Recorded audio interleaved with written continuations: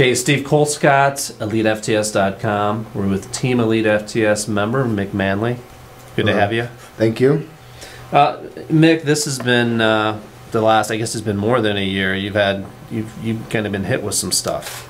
And the first of those being your longtime coach and mentor, Rick Hussey, passing. Tell us, before we go into, tell us about Rick and and for people that don't know, just his legacy in powerlifting. Well, I mean, anyone that met him, you know, I think that he really did have an impact on your life just for meeting him even one time. You know, you'll meet people at meets who had met him and said that he was one of the most helpful guys. You know, even if he had a guy competing against you, he wanted you to beat his guy, so it would push him to be a better lifter. And you know, that's kind of one of the things that Rick instilled in all the team members, is to be real helpful at meets. You know, don't be spiteful of the other team because you're competing against them. Help them to do better, because in the long run, it's going to make you do better if you have a higher level of competition at a meet. And you know, he was a one of a kind guy, and he has had something about him that made you want to do better, and he made you believe you could do better. I mean, the first time I went to the gym, it was a week after a meet, and he had me in a full canvas with wraps, straps up, doing a max attempt a week after my meet. That's just how he was. He knew that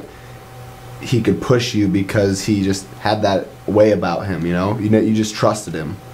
And I mean, he called everyone's numbers all the time, so you had no doubt in your mind that you're going to do it because he just knew. Okay. I've heard people talk about his incredible capacity for just remembering the numbers, but it sounds like the real strength was just, you know, how he interacted with people on a mental level and inspirational level. I think it's a little bit of both, honestly. He could remember everyone's numbers, what you did last week, and when I first joined, there would be probably 10 to 12 people per squat rack, and then you'd have 4 to 5 guys on 3 benches. So imagine calling all these people's numbers at one time and remembering them from the prior week. So I mean, he'd have, you know, 40 lifters that he would remember their numbers from the prior week, and coaching them all, and he'd be in there rapping, you know, spotting. I mean, before he got, you know, the cancer really set in, he was just doing stuff all day long. And then, you know, you could tell as it was getting closer and closer, he'd be less involved. He'd be back in the office, you know, only out there for the heavier attempts. And it was real sad because everyone said that he was the glue that held together a lot of broken people, because a lot of guys that lifted, you know, had troubles in their lives, and powerlifting kind of kept them on track. They knew that if they got in trouble, they wouldn't be able to lift, and they would be letting him down and letting the team down. So I think, you know, he did a lot of good from powerlifting. Okay. And what has happened? We all know that the gym closed. Tell us a little bit about what happened to the team and gym after his passing. You know, it's kind of a sad thing, but the team basically broke off into 2 groups. Half the guys went to Jim Grandick's house over in Council Bluffs, and the other half of the team went to Omaha Barbell, which is where I went. And I don't know how it wasn't like really a talked about thing. Guys just kind of went where they went, and I did, just because it's a lot closer to my house, and in my opinion is a better facility than what they have over there. And I don't know, I just like what they have there, and it's closer, and I don't know. It does sadden me, because a lot of the guys that went over there, like, I did really enjoy training with and were very motivating. But I really did try to reach out to them to at least come and check the place out, because it's really good. You know, they have stuff set up in the middle to push prowlers and do all that, which is fun for recovery and being just kind of an all-around better athlete. And they have machines that we didn't even have at Big Iron that are great, you know. So I like it a lot better there, and that's just kind of how it went, you know. Okay. And on top of those changes, the big thing is your father. What was the date your father passed away? January 13th is the day that they said. I don't know what exact time, but they just called it on 1/13. Okay. And through Facebook and things, a lot of people knew fairly soon, so we were kind of aware of that, and you know, our hearts go out to you and your family for the loss. Thank you. Can you tell us a little bit about what happened there? I just found out just recently that we were kind of curious how your father passed away. You know, it kind of started roughly a month before it happened. him and his girlfriend got into a fight, and they were supposed to go on a trip together and decided not to, and then they started talking again, and he, through all that, he kind of had a self-realization that some of the things that he may have done in the past were not so great, and you know, it was actually a good thing, but he saw it as a bad thing because he only could reflect upon what was in the past, not moving forward, and that the realization was actually one of the best things he had ever done in his life. And from the time that he realized that until the time of his death, you know, he really was the best person that he'd ever been. And you know, it just sucks because he couldn't see that. Yeah. Let's talk about your father and give us a little history. A lot of people know that you started lifting because in our initial interview where we talked about you didn't have a lot in common with your dad, and he was a bodybuilder. Right. So you went into the gym as a way that you'd have something in common. Tell us about his lifting career and how he got started in that and what he accomplished. From what I remember, he got started in lifting because of sports, which is what most people do, and you know, through that he started to get bigger, and he was bigger than most of the kids. I mean, when he graduated high school, he had 18-inch arms, which is pretty big for a high school kid, and all the guys kind of looked up to him. He was real strong. You know, he was doing 500-pound squats and deadlifts at 18, and he just kind of went away from sports because he didn't really like coaches, first of all, and he was his own coach in weightlifting, so he didn't have to listen to anyone. He could do whatever he wanted, and he was really that type of person where he just thought whatever he thought was the best, and everyone else could kind of go to hell. So bodybuilding was a great thing for that, and he trained, and in 1988 he won Mr. Nebraska, and then did a couple shows after that, and kind of got screwed. You know, family members were judges in the bodybuilding show, so he never really competed after that, and just kind of lifted to look good, and had done it from, I believe, 14 until the day that he died continuously. I think he did take a small break when he first started doing insurance and wasn't really lifting, but other than that, continuous 4 to 5 days a week, hard lifting. Yeah. From some of the photos I saw, your dad was a beast. He was Josh McMillan. It's like beastly. Yeah. So when you got into powerlifting, how did you take that diversion from training with your dad to doing your own thing?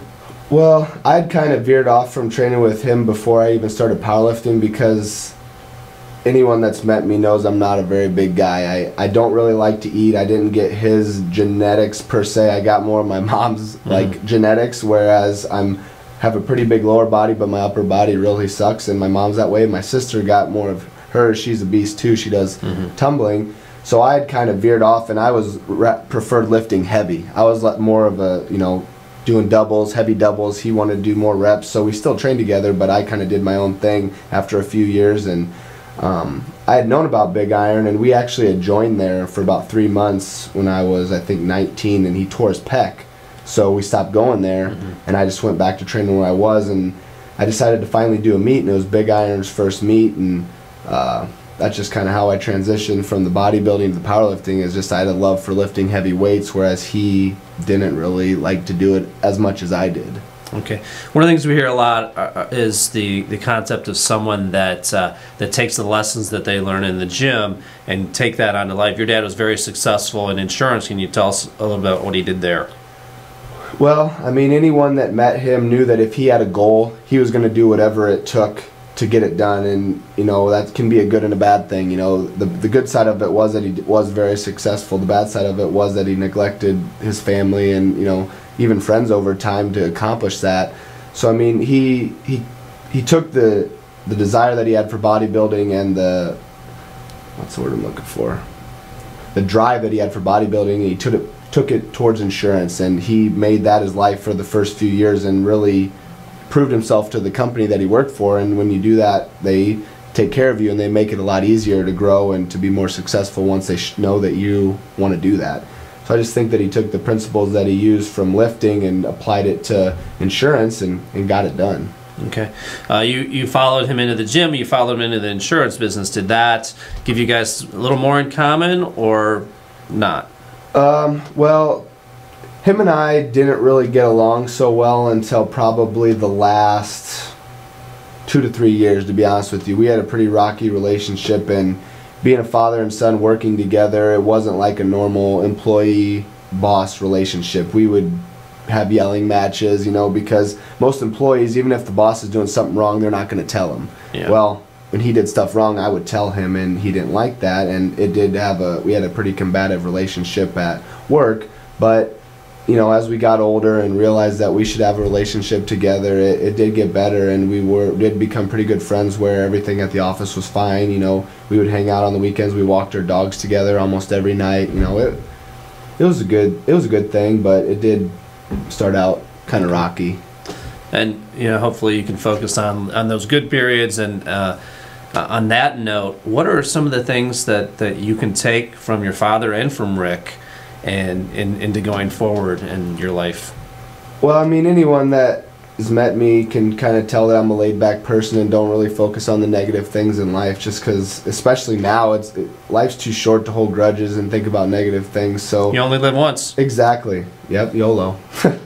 But anyway, yeah, I think that I took a lot of good things from him. You know, I know that there were a lot of good times despite the bad ones, and I took the things that I learned from working from him and how to get things done, and I apply it to lifting. And with Rick, you know, he was the same way. You know, he saw something and he would get it done, and I think both of them were real similar, and anyone that knew both of them knew that they really were bigger than life. If you lifted in Omaha in the last 10 to 15 years, you knew who Rick Hussey was, you knew who Mick Manley was, and both of them just, I don't know, their presence was something else. I mean, I learned a lot about my dad from the funeral that I didn't even know.